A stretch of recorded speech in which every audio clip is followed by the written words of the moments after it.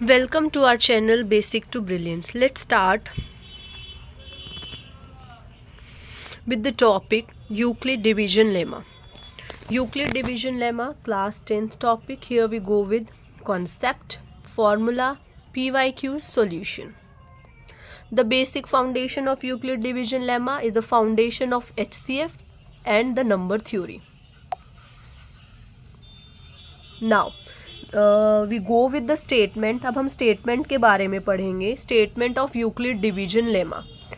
Euclid division lemma state that for any two positive integer a and b there exists a unique integer q and r such that where r is greater than or equals to 0 but less than b.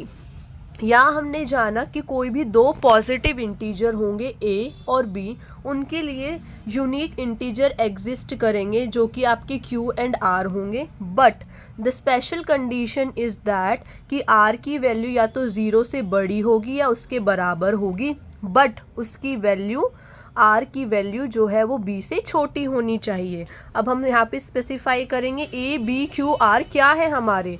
a हमारा dividend है, b हमारा divisor है, q हमारा quotient है and r हमारा reminder है.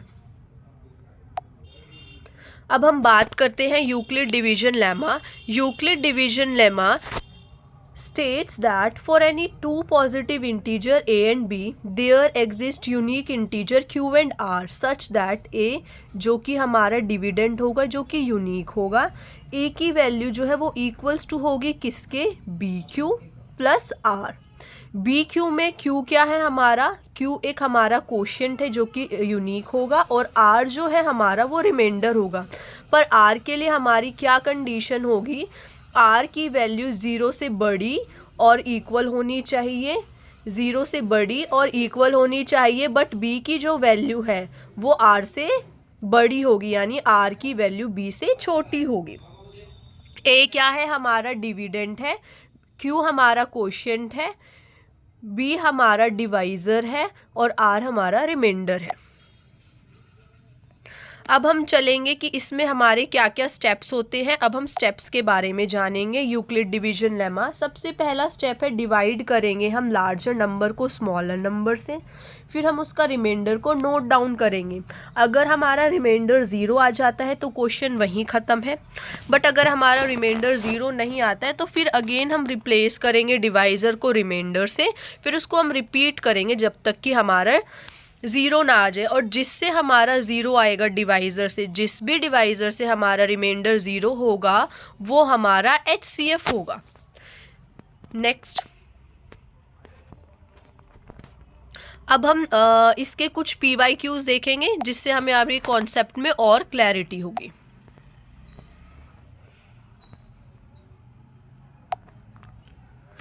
First question जो हमारा CBSE बोर्ड में पूछा गया है, जो कि बहुत ही बेसिक क्वेश्चन है, बहुत ही इजी क्वेश्चन. इससे आप इजीली आप 2 से लेके 5 मार्क्स कवर कर सकते हैं. बस आपको स्टेप लर्न करने हैं. बिगर नंबर को स्मॉलर नंबर से डिवाइड करना है और तब तक डिवाइड करना है जब तक कि हमारा 0 ना आ जाए, और जिससे हमारा 0 आ जाएगा वो ही हमारा HCF हो जाएगा. सिंपल. तो क्वेश्चन में दिया है कि हमें यूज़ करना है यूक्लिड डिवीजन लेमा को. किसके लिए, हमने पहले ही जाना था कि हमारा फाउंडेशन है HCF एंड नंबर थ्योरी का. तो हमें यहाँ पे फाइंड करना है HCF. हमारे दो यूनिक जो नंबर है वो हमें दिए गए हैं, इंटीजर्स 135 एंड 225. तो हमने देखा सबसे पहला स्टेप हमने पढ़ा था कि बड़ा नंबर और छोटा नंबर हमें आइडेंटिफाई करना है, बड़े नंबर को हमें छोटे नंबर से डिवाइड करना है. तो यहाँ पे हम 225 को डिवाइड करेंगे 135 से. जब हमने 225 को 135 से डिवाइड किया तो वो 1 जा गया, तो यहाँ आ गया 135. तो हमारा रिमाइंडर आया 90. तो अब यानी ये देखो, आपने देखा कि ये 135 से क्या है, छोटा है. 135 से छोटा है तो कंडीशन हमारी सेटिस्फाई हो गई. अब हम इसको लिखेंगे कैसे, 225 जो कि इक्वल्स टू है किससे, 135 को हमने मल्टीप्लाई किया किससे, 1 से, और रिमाइंडर हमारा क्या आया, 90. ठीक है. तो नेक्स्ट स्टेप अब हम क्या करेंगे, अब हमारा जो रिमाइंडर है वो ज़ीरो नहीं है, हमने देखा कि हमारा रिमाइंडर जो है वो ज़ीरो नहीं है। तो हमारा अब क्या नेक्स्ट करेंगे, अब हम 90 को अपना डिवाइज़र बनाएंगे और किसको डिवाइड करेंगे, 135 को। तो 90 को 1 टाइम जब हम करेंगे तो हमारा रिमाइंडर बचेगा 45। अगेन रिमाइंडर हमारा ज़ीरो नहीं है, अब हमारा डिवाइज़र बन जाएगा 45, जिसको हम डिवाइड करेंगे 90 से। 45 मल्टीप्लाई 2, तो यानी 45 2 ज़ा 90, तो हमारा रिमाइंडर आ गया ज़ीरो। तो यहाँ पे जो हमारा ज़ीरो रिमाइंडर आया है वो आया है 45 की वजह से, तो यहाँ हमारा HCF हो गया 45। तो आपने देखा सिर्फ 3 स्टेप में हमारा आंसर कवर हो गया।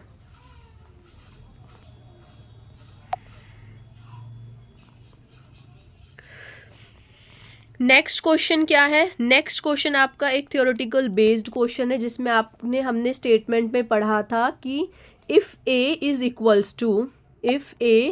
Equals to B Q plus R, A और बी हमारे इंटीजर से, क्यू क्वेश्चन था, आर रिमाइंडर था, find the value of R when A is equals to 59 and B is equals to 7।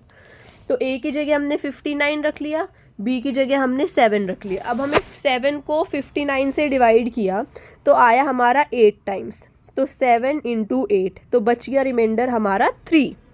तो यानी B की वैल्यू 7 हो गई, Q की वैल्यू हमारी 8 एंड द रिमाइंडर इज़ 3। तो R की वैल्यू हमारी क्या हो गई, 3।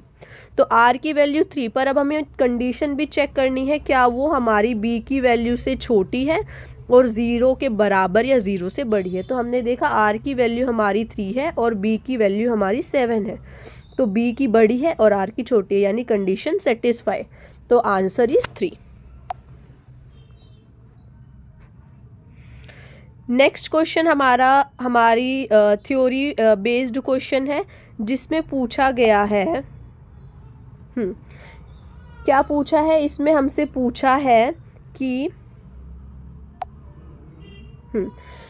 Is R is equals to 8 possible, क्या R की वैल्यू 8 के इक्वल्स टू पॉसिबल है when B is equals to 7। अगर B की वैल्यू 7 है, R की वैल्यू 8 है, क्या ये पॉसिबल है गाइज? नहीं, बिल्कुल भी पॉसिबल नहीं है। क्यों नहीं पॉसिबल? क्योंकि हमारी B की वैल्यू R की वैल्यू से बड़ी होती है। यहाँ पर हमारी R की वैल्यू बड़ी है, या तो R की वैल्यू 0 होती या 7 से छोटी होती।